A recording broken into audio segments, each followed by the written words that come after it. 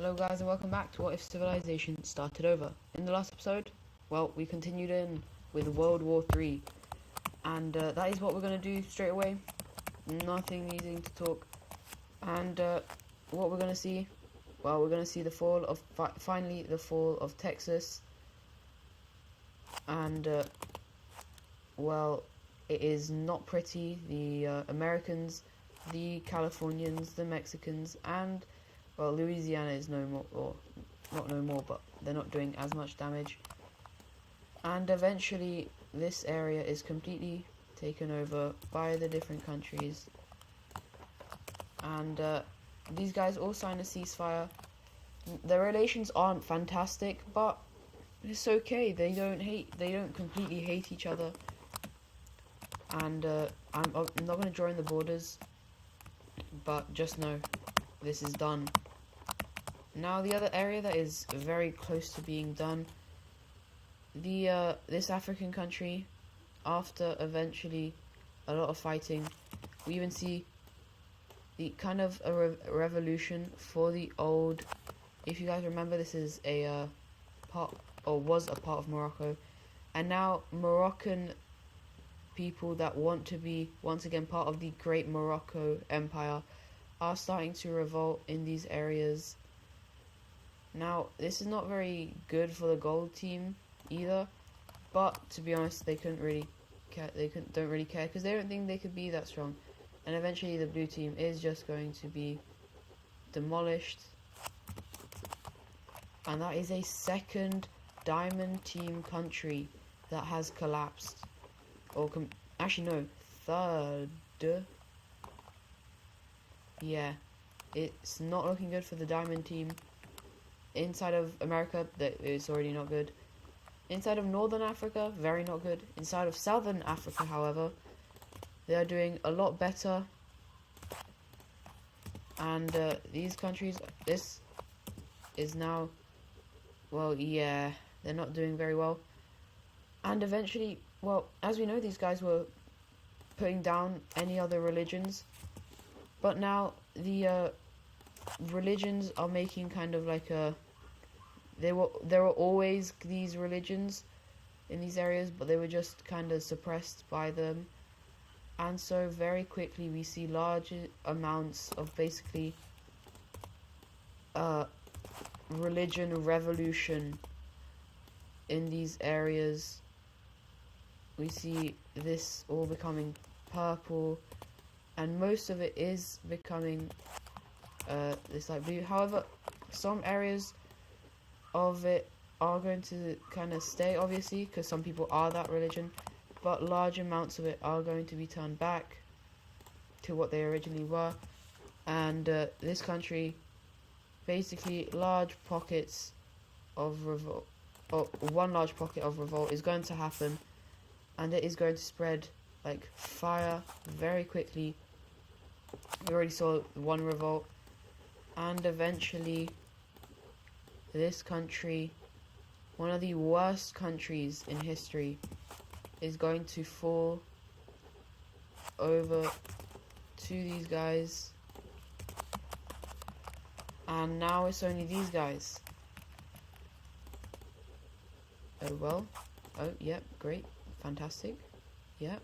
Oh, they're not... Oh, there goes the capital. And eventually they are pushed back. What? Okay. And well, it's not actually going to be taken, but it's going to kind of be surrendered over. However, these guys are going to push back in with the help of the red team. And now the orange team are kind of like, oh, we don't want to get involved in this, and so they actually leave. These guys are like, why? Oh my. But they aren't actually going to invade it, lucky for them. But anyways, this country is going to be slowly getting pushed back, because the red team's troops are very spread out. They have troops over here, they have troops everywhere. And so this is actually going to, well, they are going to do very well. Obviously, they are the strongest country. but cracks are going to slightly start showing as we see a landing being made back over here, and the Russians and the purple team are able to kick them back, especially in this Balkan area where the old Lime religion was, and Greece falls over very quickly. And then we even see the Italian Union make a landing over here in Tunisia, and they are really spreading themselves out. They are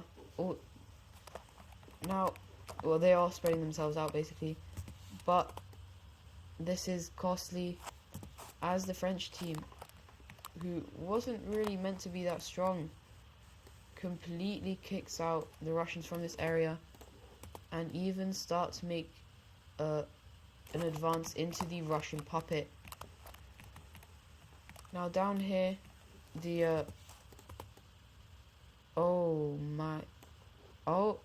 and now they border Libya. For some reason, the Italians are focusing in on Africa rather than their own country, and this is starting to have questions, as the North is trying to defend themselves for like as much as possible, but these guys are just fine. They're going all around, and so we actually see in a surprise turn of events, the southern area is going to kind of break away, and that southern area is going to look something like this. And now they will obviously have to change all their invasion colors, and well, this is just incredibly surprising, and people are wondering like, what just happened? Why are these guys like, everyone thought it was quite same, but no, I guess not. However, after this split, the northern Italian country is going to be like, okay, hold up, just let us keep our land and we'll join your side, we'll fund you, just please. And so the French team thinks about it. They tell the red team's like, we don't really care. And so they're like, you know what, if you pay this amount of money, we will. It's like a lot, but the people do believe it's a good idea, and so it is now a sovereign nation. And well, there will be fighting. The fighting starts to ensue on the border. Do I have provinces? Yes. So the official border looks something like this, and we will now see what the actual fighting will look like. Well, they're doing quite well. However, these guys start to realize they should probably be caring about their homeland, and they just pull out all their troops from over here immediately, and they have to focus in on this, and they are actually able to push them back, and a stalemate is held. And yeah, anyways, down here, the people some people in these areas, like, they were kind of actually nice to us, and so they kind of start having some rebellious ideas, as we see a large areas of these countries start kind of rebelling away, because they realize that these guys are actually kind of good to us, and that's how they should be treated. And after some time, obviously this is still under control, but larger pockets of rebellion away from this disgusting way that they treat people. And Libya and this team are just kind of have to succumb to this, as we see most of Libya being taken, and these guys, this is basically what the new Libya is going to look like. and these guys will have to work out a deal with the rebellions.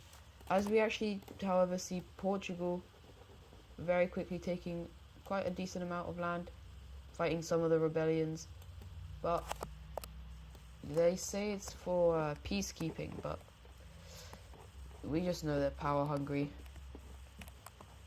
But anyways, the red team will show some cracks as, or well, even more cracks, as the Russians are able to very quickly fight back against the red team for some reason. Like, it is astonishing how quickly some of this stuff is happening.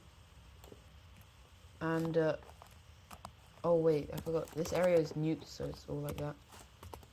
But some other areas of the red team are starting to be annoyed at how badly they're doing, and especially in the southern Arabian area and in the African parts, they want to be their own country. They want to rebel away, and so rebel away they do. This puppet rebels away, as well as a large segment of southern Iberia. And the red team is distraught. They're confused. Why on earth has this happened? And so they basically pull their troops out. Apart from over here, they keep a strong foothold. And over here, however, they are losing land very rapidly as people start realizing what a better world they could live in. This is not like a random sudden shift. It's a sudden shift, but it has been brewing, as large amounts of these areas are just going to start revolting. Just like what happened over here. And eventually the entire African area is going to go and revolt away. Looks cooler. And they also sign a ceasefire with the Libyans, but not with the red team. But what we see happening is the Russians taking this back, but a last-ditch effort by the red team is made against the Russians, and this is astonishing. This is just all their troops. The rest of this area is left, and the rebels are able to take out most of this area, as well as the Russians push back over here. New rebels, which are these guys, as well as rebels in these areas. Now, this is not the Russians invading, these are just rebels, so I might make it even lighter. Yeah, I guess that's good. And so, larger and larger rebellions occur all around the red team, as no one is fighting back against them. The leader has decided they just want the end of Russia. The capital is captured within a matter of days, and they are just here to create as much havoc as possible. This is an astonishing military campaign. The leader of the red team is in this campaign. Large encircled troops. Now obviously the Russians will very quickly fight back against this, but just because this has happened, this country has just, it pushes back more rebellions. Obviously the Russians are just not strong enough. No one's fighting for them now. The astronaut that was in power has given a speech, and well, the people are sick of the fighting. They want to be independent. All the different cultures want to be independent, and so with this the French team starts just going ham. We see the purple team actually getting in on this. However, this is just destroyed by these guys, as it is a very weak campaign because of they're fighting over here. However, the purple team is able just to continue walking through these lands, and eventually the red team is going to fall over and surrender to the rebellions. Oh my days. Rebellions. And well, the strongest country has fallen to rebellions, and the second strongest country is falling to the French team, a country that I don't even think was they were in the top 10, but they were not strong. And eventually we also see Russian areas, large Russian areas, breaking away, and eventually the Russians, oh my days, just decide to surrender over to the French. And I think with that, oh no, over here, well, doesn't go well for these guys. Yeah. But with that, I think the World War III is now over, and the two strongest nations have been conquered by weaker nations, by rebellions, and the world is in ruins, and all the alliances have been kind of disbanded. No one is friends with anyone, and I think I might have to end it here. I don't know if there's anything else to say. The astronaut, however, the astronaut, yes, he is still in this area, and he is actually the head of this rebellion.